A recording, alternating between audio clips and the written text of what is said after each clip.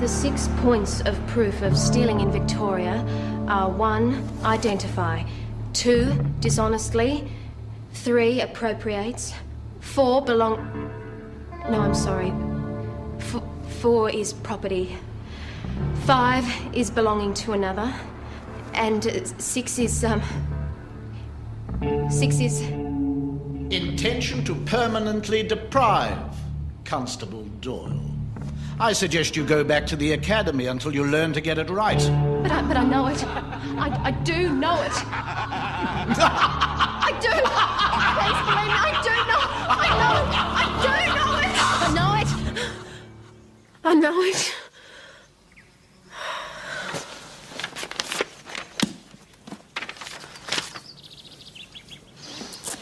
Getting cold feet, are we? No, of course not.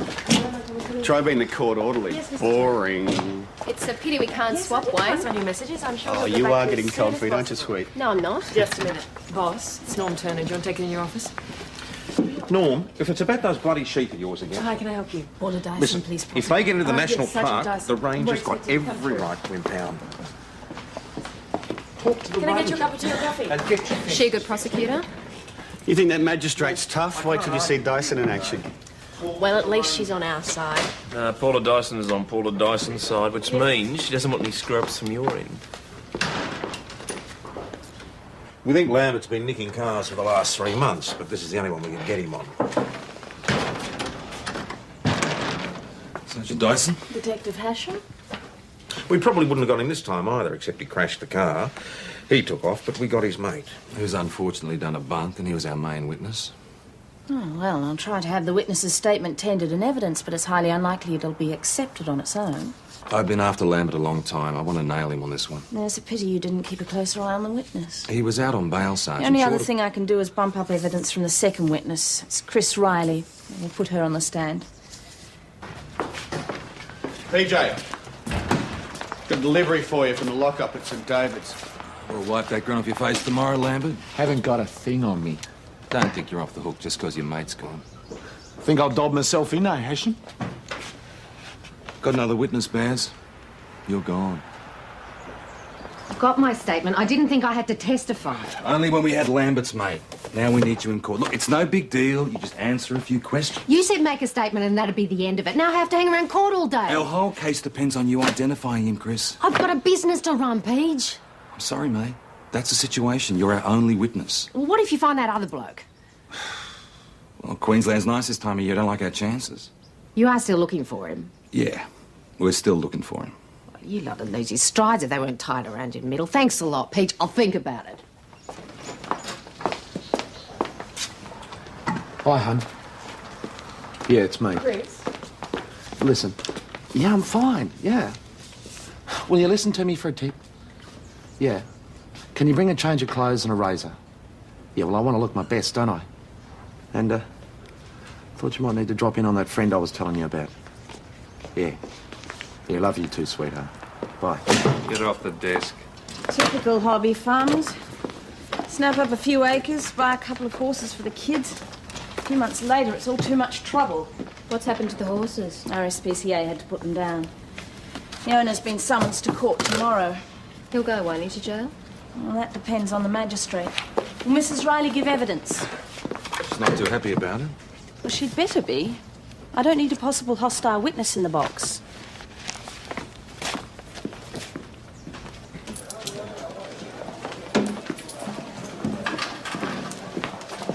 Hi, I'm Jill Lambert. Barry's Jill. Yeah, I was wondering if we could have a talk. Look, I don't know that we ought to be talking at all. I just didn't know what to do. With the baby coming, and Barry going for a row, I'm sorry, but I just don't know what to do. But I guess you're right. Look, are you all right? Yeah. He's just having a game of footy in there. Does it to me every time I get uptight. It's been happening a lot lately. Maybe you ought to come sit down for a while. Len, can you watch the bar for me? When's the baby due? Oh, 4 weeks. Barry's been looking forward to it. Wasn't around for when little Todd came. He was, Yeah, I can guess. Here, Toddy. Come and sit over there. This time we booked into hospital and everything. Barry's going to be there. Oh, or he was. Oh. Look, can I get you a cup of tea or something? No, it'll pass. Look, I'm sorry, Jill, but there's actually nothing I can do. Look, Barry's had a job the last 6 months. And I don't know how the hell I'm going to cope if he's put away. Just the welfare and that. And I know he's done a few stupid things, but I just want to let you know that it wasn't his fault. It was Trev. Is he the one that ran off? Yeah, he's always leading Barry on. And it's Barry who gets in trouble every time they get caught. Trev, he just takes off. It's not his fault. It's not honest. Look, maybe you could speak up for him in court. Fat lot of good that'd do if that copper's got anything to do with it. No, he just wants to pin Barry's ears back because he gets up his nose. Yeah, well, that cop happens to be a friend of mine. Then you know what he's like. He doesn't have kids, does he? He wouldn't know how important it is for a man to be around when his baby comes.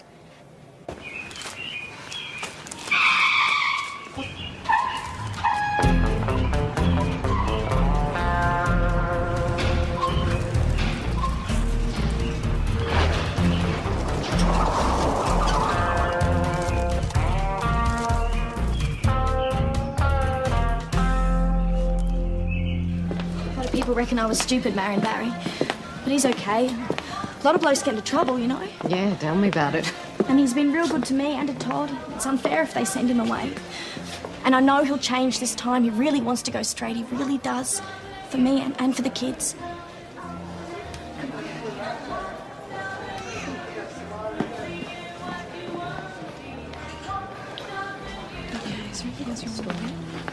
It's just I've never had one of these before, Tommy. Will I go to jail? No, Mrs. Keane, you won't. It's just a summons to appear in court, that's all. Oh, it's not knowing what's going to happen, that's the worry.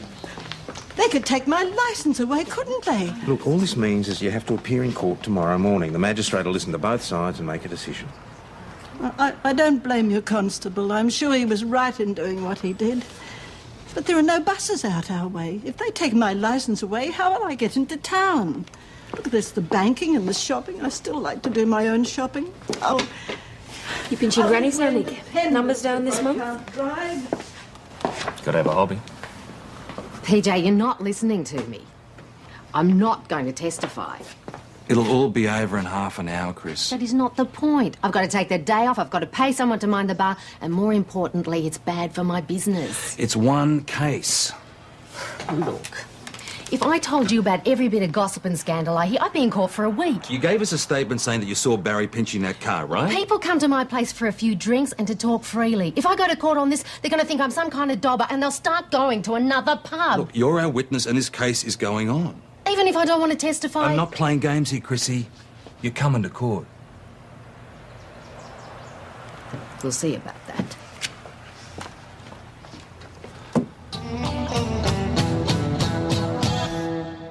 I don't know what's gotten into Chris. Our whole case against Lambert washes down the drain without her. All right, we'll subpoena her. Force her to appear. Let's not get ahead of ourselves. Not ideal. I'd rather Chris was on our side. If I have to make her appear, I will. I've been after this hoon for ages. I got this close to pinching him on the Widgery burglary last year. Let me talk to her. It's not your case, Sergeant. No one does anything till I've had a word with her, all right? This is our town and Chris is a friend. Fine. But Detective Hasham can still organise that subpoena in case. It might be your town, Sergeant. The court is my territory. Hi. You look exhausted. Didn't get much sleep last night. Courtroom jitters, love. You want to see how it's done, Wayne? Come and watch me. Hey, is PJ going to really subpoena Chris? Well, it's up to her, isn't it? Boss will make her see sense. I just don't want to get involved. You are involved. You gave a statement. And maybe I'm not so sure anymore. Look, this wouldn't have anything to do with Jill coming to see you, would it? How did you... Oh, small towns, I love them. And no, it doesn't have anything to do with Jill. You know and I know she'd be better off without him, but she loves him and it's her life. I don't want to have any part of that. Don't take that on your shoulders, Chris. It's not worth the grief. Just go into court and tell the truth. I don't want to have anything to do with this. Listen, PJ is just doing his job. Lambert knocked off that car and he rode it off. He cops the consequences and you are a witness whether you like it or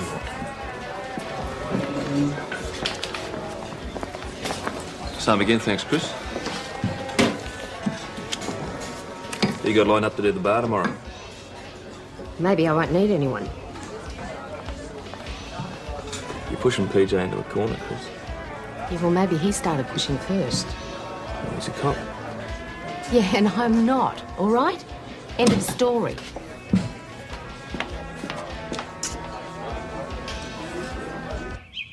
And the video recorder for the Mackay case. Okay, check. That's all the exhibits.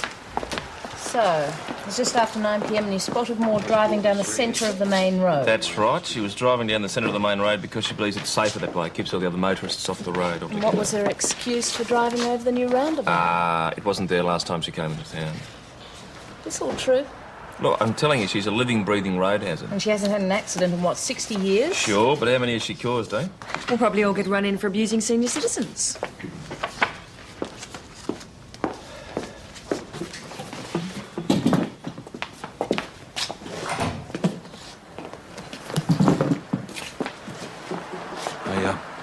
Thought you might want to go over your statement before you appear in court.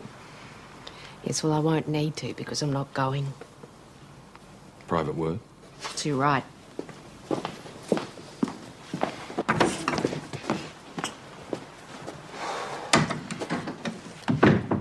It's different for you. Look, you give evidence in court, some bloke gets locked up. It's your job, it doesn't affect you. But it's not my job, and I don't want to play God with some family's life. You're a witness to a crime, mate. Not a very good one. I need you to testify, Chrissy, otherwise Lambert will walk, OK? It's not my problem your main witness got away from you. Look, I thought we were friends. So did I, so leave me out of it. I can't. I have got a business to run, and I do not like being told what to do. So what about your responsibility? To what and to who? Come on, you've always had a soft spot for his type. What type? He reminds you of your husband. That's below the belt, PJ. Chris, look, Lambert is not like Terry. Look, you want me in court, make me. All right.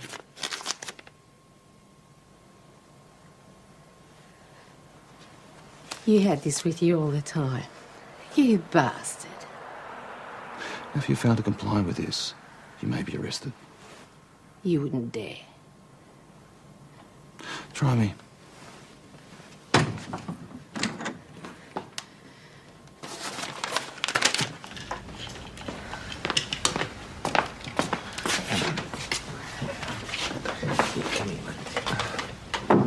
So what happened?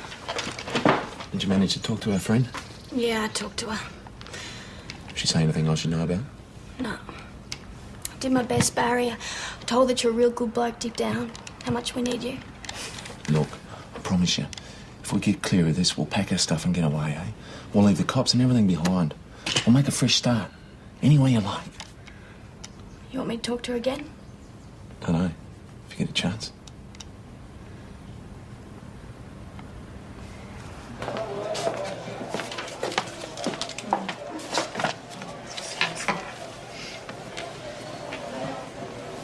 Wouldn't want to expand your business interests, would you, Chris?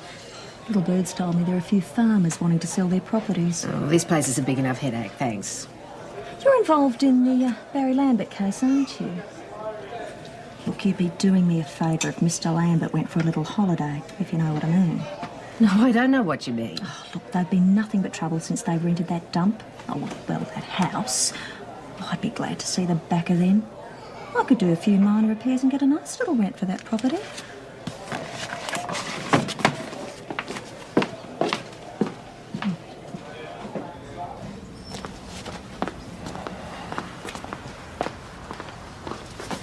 Oh, excuse me, Constable. I'd like a word with Mrs. Lambert. I'll be right with you. Come on, Todd. Hey, Todd. Hi, policeman. So, what did Barry and Jill have to say? Some woman friend she'd spoken to about the mess he's gotten himself into. Ah, one guess who that friend would be. Well, Chris isn't exactly a great friend of theirs, so I think she might have used the old babe in arm routines on her. Yeah. I would have thought Chris would be too smart to fall for all that. PJ, I would have thought Chris would be too smart to be pushed around by anyone.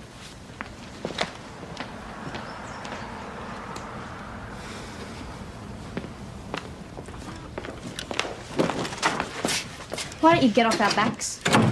Barry going straight, is he? You never give up, do you? You're always trying to get him on something. You know, we'd be okay if you could just leave us alone. Actually, I thought I was doing you a favour.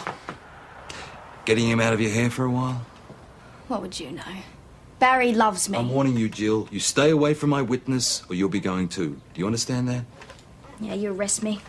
And him. You put us all in jail.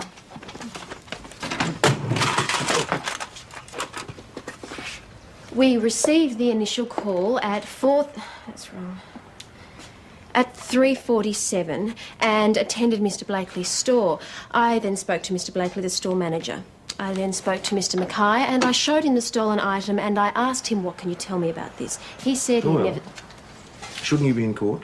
Yeah, I was just leaving, boss.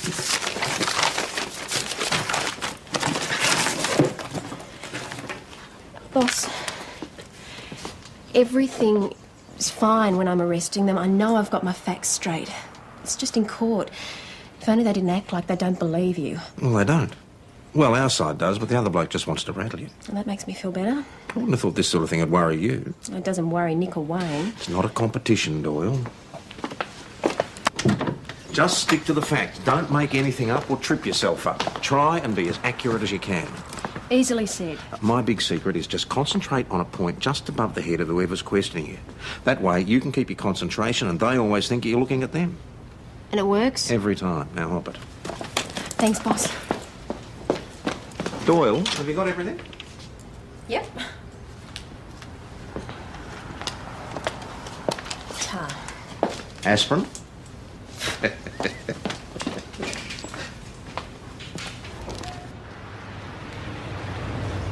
Waste of a whole bloody day. You're on the morning list. We'll be out by lunchtime. We'll pay the fine and get out of here. That'd be right, wouldn't it? You starve 6 horses to death, all he'll cop is a fine. Listen, stick a smart-ass city lawyer and a smart-ass city client in front of Thorpe and just sit back and watch, Patterson. She's not here yet, mate.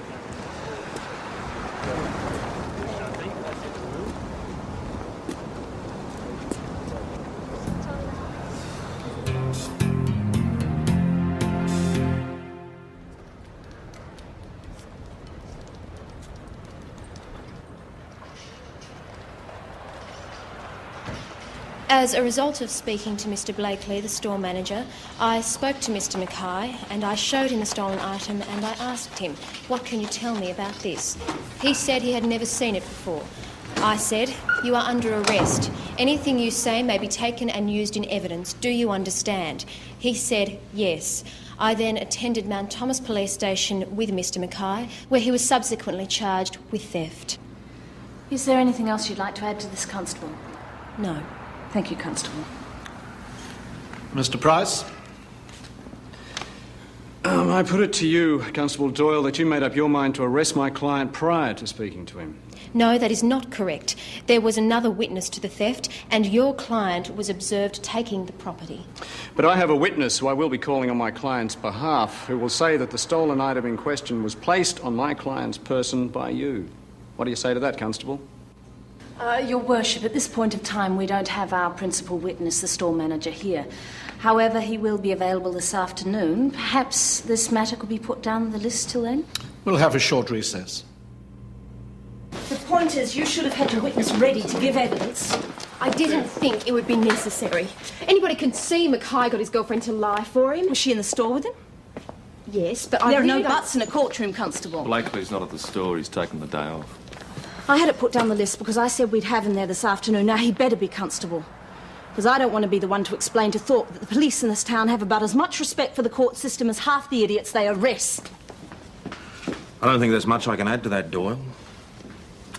How do you expect to find this Blakely if you're in court all afternoon? Well, I could do it, but I've got to deal with Morwood. I can make a few phone calls, boss. See if I can find him. Saved by the skin of your teeth, Doyle.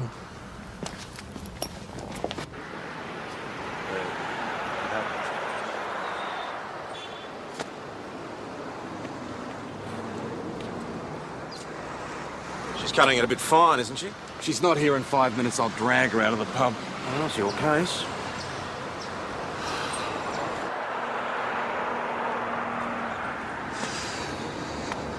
Your Worship, my client has very pressing business in Melbourne. He is willing to admit to the oversight of providing certain care for the animals in question.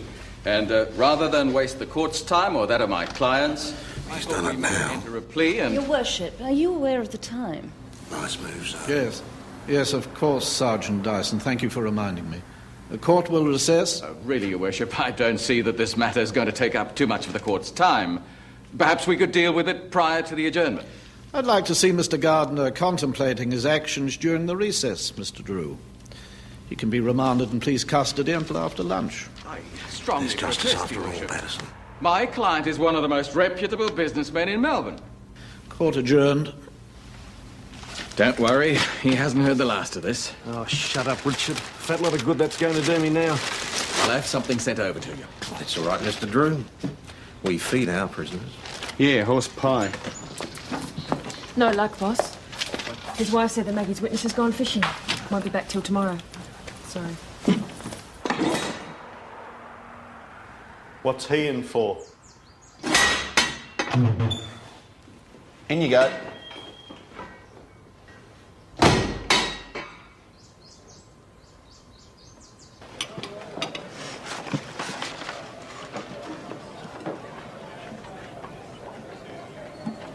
I must be psychic. Hmm?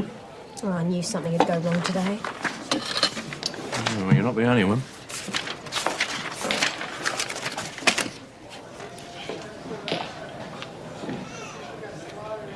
Really, Your Worship, it's not my client's fault if the case is not ready to proceed. I mean, how much longer does the prosecution need? I can sympathise with your client's impatience, Mr. Price. But I think in this matter there is a necessity to hear the store manager's evidence. I'm prepared to hear the matter tomorrow. Next. Mrs. Keane is an 80-year-old pensioner with no previous convictions, and living alone, Your Worship, she is extremely dependent on her car to get into town. I note your plea on Mrs. Keane's behalf, Mr. Price. However, I have to consider the safety of other drivers. I also take into account the medical report and Senior Constable Schultz's evidence. The court has no choice but to cancel Mrs. Keane's license.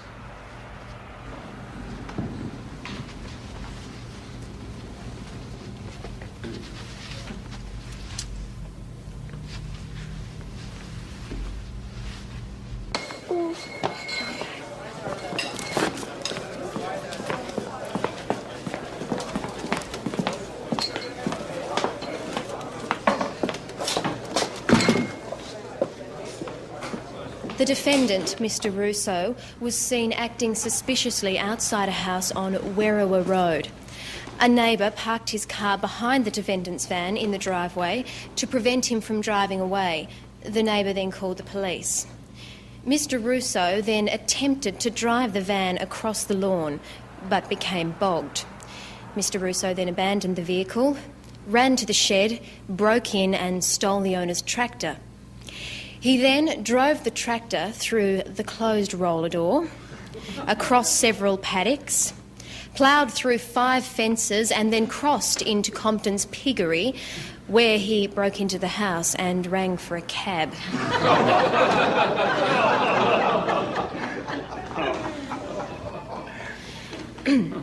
Mr. Russo then arranged to be picked up on the main highway nearby. By then, Constable Patterson and I had arrived. Just as well. Mr. Russo might have toured the whole district.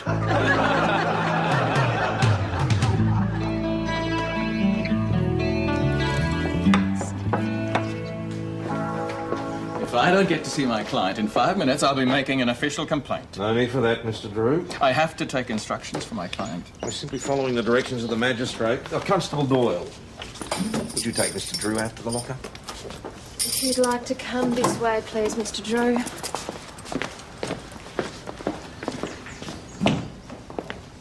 I think Doyle could use a cup or two. Sure. Right, Mrs. Keane. We better see about getting you home. I don't know what I'm going to do now, Tommy. I feel so useless. I suppose I'll have to sell the car. Oh, I think it'd be a collector's item. I reckon it'd be worth a fair bit. I can't imagine what I'd be without it. I used to do all the driving, even when Harry was alive. I know. Still, it had to happen sometime, Mrs. Keane. All us old crocs think we can go on driving forever. I suddenly feel very old, Tommy. We better see about getting you and the car home. Nick, will you drive Mrs. Keane home? Oh, turn it up. It's a bit embarrassing, isn't it? That's what it's all about, Schultz. Responsibility right down the line. Now off you go. Yeah, all right. Now, I hope you're a good driver, Constable. Good luck. Thank you, dear. And don't drive too fast, will you? No, Mrs. Keane, I'll stay well within the limit. And don't drive too far to the left. There's some very loose ground on those ends. Yeah, all right. You do know the country roads around here, don't you? Yes, I know. Don't forget to give us your way. Yes, all right. On the night Mr. Lambert was arrested, you had a conversation with a Trevor Martin, who was present with the defendant at the time these offences took place. Yes, I took his statement. Objection, Your Worship. I don't believe the witness is present or is even likely to be called to this hearing. The witness is unable to be located at this time. However, I do have a signed statement from him, and I intend to tender it in evidence. I'll hear the legal argument between counsel and the prosecution. This is not to be recorded. You can stand down, thank you, Detective. Your Worship, Trevor Martin admitted to being with Mr. Lambert when the vehicle was stolen. A great deal of the prosecution's case hinges on his statement. I therefore seek to tender his evidence. Your Worship, Mr. Martin is still at large. He's not likely to appear before this or any other court. We dispute many of the facts in his statement, and for his evidence to be credible, well, he must appear here in court. I do not have to tell Your Worship that my client is still in custody, and I submit, Your Worship, that the matter be heard now is a matter of urgency. Anything further, Sergeant? No, Your Worship. Very well. As a result of the matters before me, the application for the statement to be tendered in evidence is refused. Then I call Christine Bridget Riley.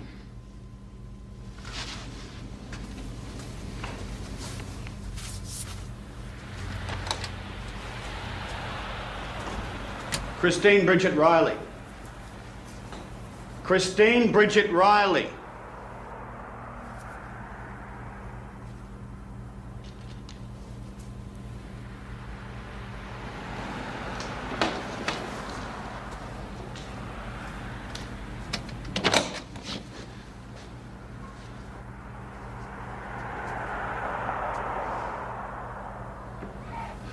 Well, I better round her up.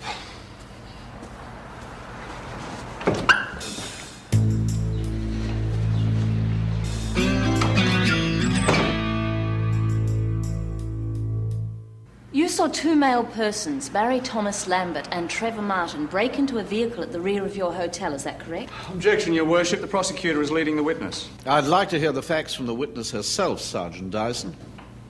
Mrs. Riley, can you tell us in your own words exactly what you saw that night? I saw a couple of blokes drive off in Peter Cooper's car.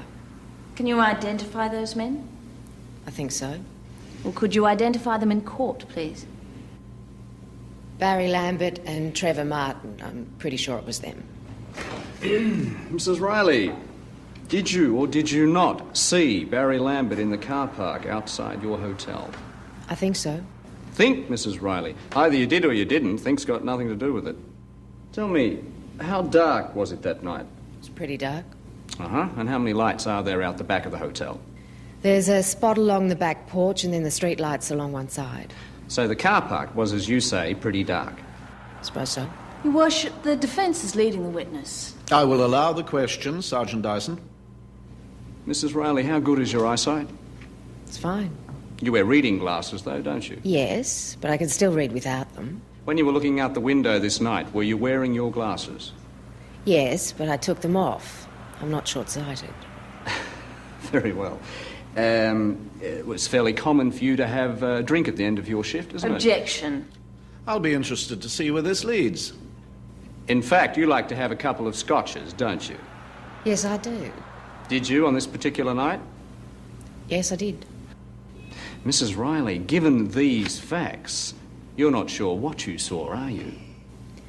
I'm not 100% sure, no. Can you say, with 100% certainty, who the two men were at the car on the night in question? No, I can't. How did you go? No luck, sorry.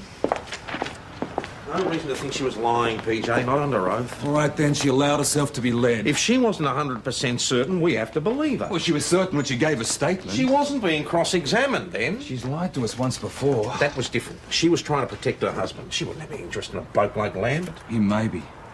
But his wife might have softened her up. Chris didn't come down in the last shower, She let me down, boss. Don't you turn this into something personal, PJ. It's a bit late for that. G'day, Tom. Detective Hashem. Just picking up my stuff. You're lucky this time, Bears. Told you it wouldn't stick. Persecution, that's what it was. We'll meet again, you can bet on that. All right, sign there and check the contents. She'll be right. I trust you. Good on you. See ya. And say ta to Mrs. Riley for us, will you? Get out of here, Lambert. Hey. Don't let that bloke get under your skin, PJ. There'll be another day you can lay book on. Yeah, well, it would have been today if the odds weren't stacked against me.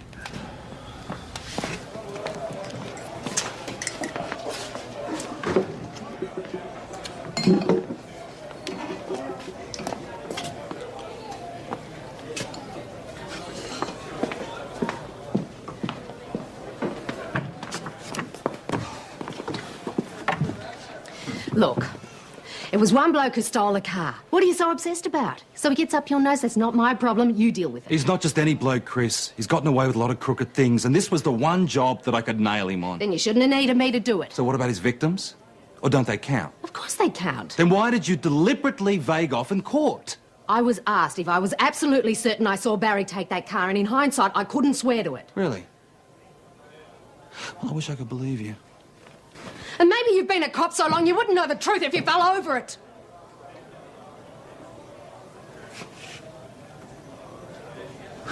You know, I thought I knew you. Thought we were friends. Friends don't back each other into corners, Peach. And they don't throw things up into their faces to get their own way. I don't like being bullied. Yeah, and I don't like being lied to either. Is that what you thought I did? Is that what you thought? I don't know. Look, how do we get back on even keel? We can't. Not if you don't trust me. Thorpe fined him the maximum penalty for each horse and banned him from owning another horse for 5 years. I think he got the message. Well, Thorpe's a horse lover from way back. If he could have put Gardner away, he would have. At least you got a taste of cell life over lunch. Won't affect Gardner much, though, will it? He'll just find another tax dodge and move on to something else. Yeah, but at least he's out of the hobby farming business. Doyle, are you going to sit over that phone all night? Mr. Blakely's going to call. I want to make sure he's going to be in court tomorrow. Well, don't forget to lock up. I'll catch up with you. Would you like me to bring you back some dinner from the pub? Oh, Roz, thanks, but I really don't feel like eating.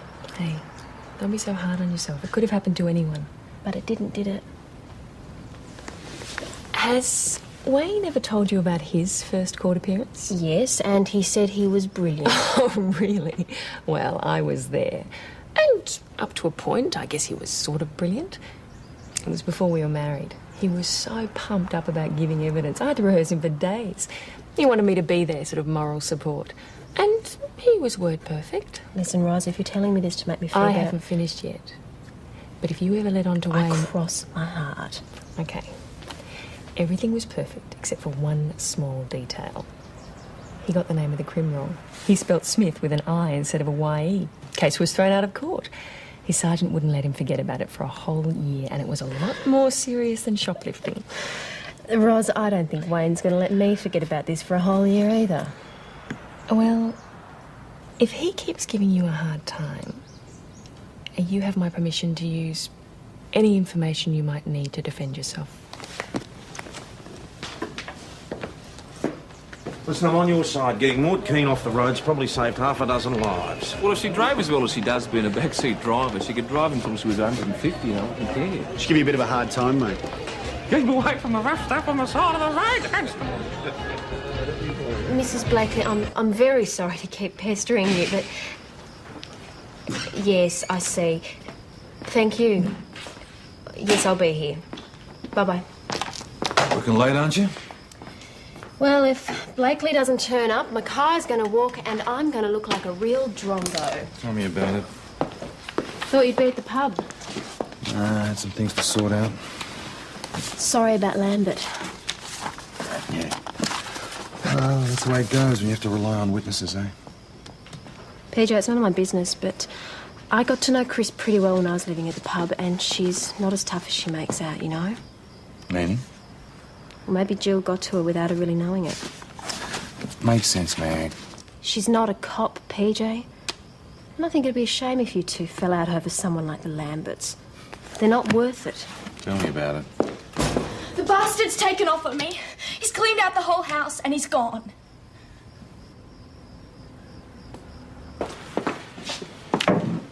Where's young Todd? Dropped him over a friend's place. Bastard, how could he do this to us? Drink your tea. Check with the neighbours, see if anyone saw anything. He would needed a truck to move all that furniture. Where did they get a truck from? Nothing's been reported stolen. Yet? How did he clear the house out without her knowing? He said he had a surprise.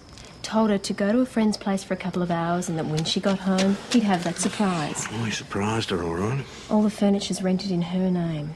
He's really left her holding the bag. He even took all the rent money from her purse, although he did leave enough money for a taxi fare. Ah, thoughtful of him. He'll be on his way to Queensland. She'll join him later. No, she seems genuine enough. Let's see Lambert get out of this one.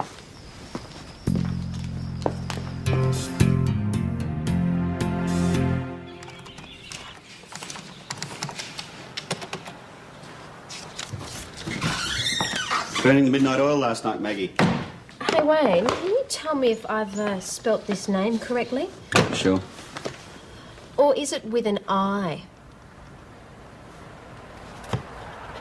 Thanks, big mouth.